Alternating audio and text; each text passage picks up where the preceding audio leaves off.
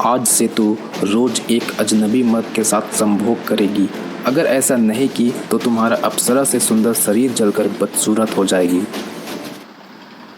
ये कहानी किशुनपुर नामक गांव की है, जहां आज विजय और सुहानी की शादी थी। विजय बहुत खुश था क्योंकि कुछ देर बाद दोनों सुहागरात मनाने वाले थे। माँ, आज जितना काम करना है कर लो, कल से तुम्हें एक काम ना करने दूंगा। बेटा, क्या तुम्हारी सहेली दुल्हन काम करेगी? हाँ, क्यों नहीं करेगी। मेरी माँ ने पहले ही बहुत तपस्या कर ली है, अब और नहीं।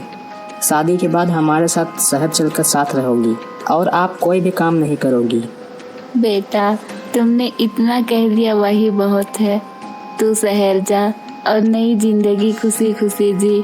कहाँ मेरे चक्कर में तू रहेगा। मैं यही इस कोठी में तुम्हारे पापा की यादों के सहारे रह लूंगी। अब जा, बहू तेरा इंतजार कर रही होगी। इतना कहकर विजय की माँ वहाँ से चली जाती है और इधर विजय एक्साइटेड होकर कमरे में चला जाता है। विजय रूम में थोड़ा रिलैक्स कर रहा था, तभी सुहानी ने उसे पीछे से गले लगाते हुए कहा, आज इतनी खास रात है और तुम इतने ठंडे पड़े हो। मुझसे और इंतजार नहीं होता। सुहानी के इस बात पर विजय ने उसे हैरानी से देखा और कहा, तुम तो बहुत ज़्यादा एक्साइटेड। विजय आगे कुछ बोल पाता उससे पहले सुहानी अपनी होंठ विजय के होंठ पर रख दी। सुहानी के इस बर्ताव पर विजय को पहले तो अजीब लगा और उसने सुहानी से अलग होकर थोड़ी हैरानी से कहा, जो लड़की इतनी शर्मीली थी, मुझे पता नहीं था कि वो अपनी सुहागरात के मौके पर इतनी बेकाबू और बेसब्री हो जाएगी। तुम सुहानी ही हो ना? विजय की बात पर सुहानी ने गंभीर आवाज में कहा, नहीं, मैं खूनी चित्रलेखा हूँ, जो मर्दों के साथ सुहागरात बनाकर बाद में उन्हें मार देती हूँ। यह सुनते ही विजय चौंक पड़ा और वह कुछ कहता इससे पहले ही सुहानी ने हंसते हुए कहा, यार, मैं तुम्हारी बीवी ही हूँ, सुहानी। इस बात पर विजय ने सुहानी से थोड़ा दूर होकर कहा, तुमने भी किसका नाम ले लिया? इस तरह रात को उसका नाम नहीं लेना चाहिए, पता है ना? ये सब छोड़ो और मुझ पर ध्यान दो। ऐसा कहकर सुहानी ने विजय को अपने करीब खींच लिया और उसे चूमने लगी। सुहानी के चूमने की वजह से विजय भी मदहोश हो गया। तभी अचानक विजय का फ़ोन बजा। विजय फ़ोन उठाकर बात कर रहा था और इधर सुहानी बेताब हुए जा रही थी।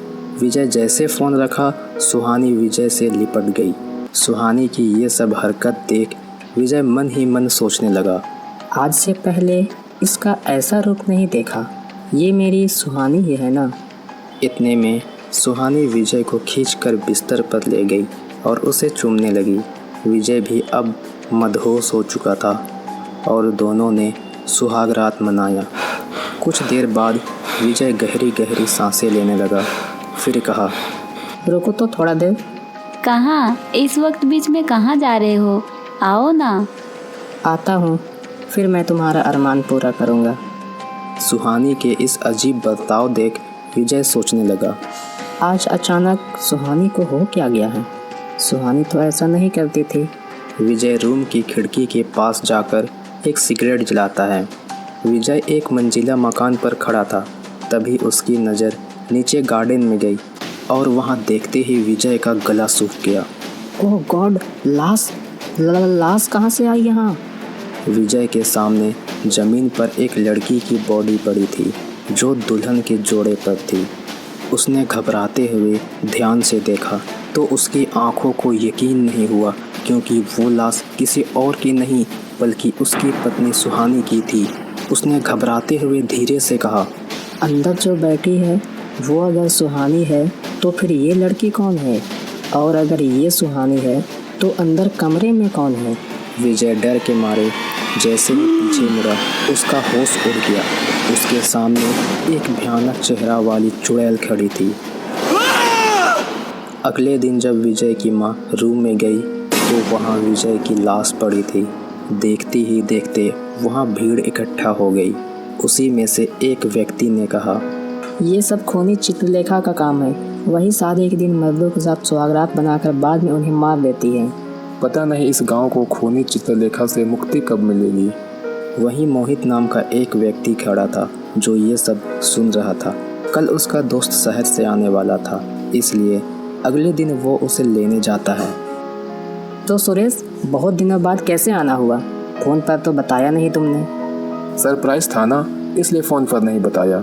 मैं यहाँ शादी करने आया हूँ। मोहित भयभीत हो गया और कहा, क्या तुम यहाँ इस गांव में शादी करोगे? हाँ, इसमें डरने वाली क्या बात है। क्या तुम्हें पता नहीं, यहाँ जो भी शादी करता है उसका सुहागरात वाले दिन उसको खूनी चित्रलेखा मार डालती है। क्या बोल रहा है तू? हाँ, यहाँ कल ही ऐसा हुआ। पर वो ऐसा क्यों करती आ रही है? ये बहुत पुरानी बात है जिसे मेरे दादाजी ने बताई थी। उस जमाने में अप्सरा से भी सुंदर एक लड़की हुआ करती थी जिसका नाम चित्रलेखा था। उससे एक बार अनजाने में एक भयानक गलती हो जाती है जिस कारण साधु उसे एक श्राप दे देते हैं। आज से तू रोज एक अजनबी मर्द के साथ संभोग करेगी। अगर ऐसा नहीं की तो तुम्हारा अप्सरा से सुंदर शरीर जलकर बदसूरत हो जाएगी। चित्रलेखा इस श्राप से मुक्ति पाना चाहती थी, मगर गांव वाले उसका फ़ायदा उठाने में लगे थे। श्राप का समाधान भी ढूंढ लेंगे चित्रलेखा, पर आज रात मेरे साथ। कई सालों तक चित्रलेखा इस श्राप का दर्द सहती रही, पर एक दिन लिया उसने एक खतरनाक फैसला। किशनपुर वालों, किसी ने मेरी मदद नहीं की, बल्कि तुम सब ने मेरी बदन के साथ खेला। आज के बाद इस गांव में कोई सुहागरात नहीं बनेगी, और अगर बनी तो वो उसकी आखिरी रात होगी। ऐसा कहते ही चित्रलेखा खुद को जिंदा जला ली। फिर जब भी इस गांव में कोई सुहागरात बनाता, उस दिन दुल्हन को मारकर उसका रूप लेकर दूल्हा के साथ खुद सुहागरात मनाती और फिर दूल्हा को भी मार देती। पर आज 20 साल बाद शहर से आया सुरेश अपने दोस्त से ये कहानी सुन हैरान था। तो मोहित, उस श्राप का अभी तक कोई उपाय नहीं मिला? कहते हैं चित्रलेखा के डर से गांव वालों ने श्राप का उपाय ढूंढने की कोशिश की और उन्हें मिली ये किताब, पर इसमें जो लिखा है वो किसी को समझ नहीं आया। जैसे ही सुरेश ने वो किताब खोली तो उसमें बनी एक निशान को देखकर उसकी होश उड़ गई। ये निशान तो मेरे शरीर पर बचपन से बना है, ये देख।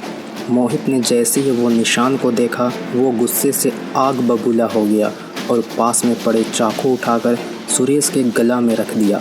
तुझे यहाँ नहीं आना चाहिए था, अब तू जिंदा नहीं बचेगा।